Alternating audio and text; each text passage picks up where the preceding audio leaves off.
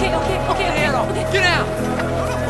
The husband quickly helped his wife up from the ground. Both of them clearly understood how dangerous armed carjackers could be, so they had no choice but to watch helplessly as the robbers drove away with their car. Soon after, nearby patrol officers received the report and immediately began the pursuit. At that moment, a car of the same model happened to drive past them. Without hesitation, the officers quickly followed it. Jack soon noticed that the license plate didn't match, so he told his partner John that this wasn't the right vehicle. But John ignored the warning and turned on the spotlight, ordering the car to pull over. The driver was a polite-looking man. He cooperated completely and handed over all his documents. John casually passed the papers to Jack for a quick check, because what John really cared about was not the documents. He clearly had another intention. Using suspicion of drunk driving as an excuse, he ordered the driver out of the car for a so-called test. But the so-called test was simply making the man perform ridiculous poses. Seeing this, the driver's wife could no longer stay silent. She angrily stepped out of the car and began shouting at the two officers. But John showed no concern. He pushed the woman against the car and started searching her. However, his hands clearly had improper intentions, moving from her hips to her thighs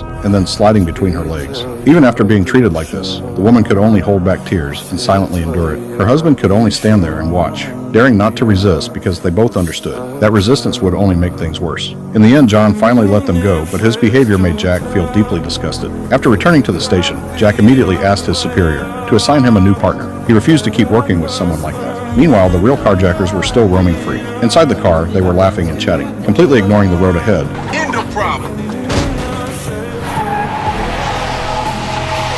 Because of their carelessness, they ended up hitting a pedestrian. But the two men didn't care about the victim's life at all. They simply stopped at a random intersection, dumped the injured man on the roadside, and left him there to fend for himself.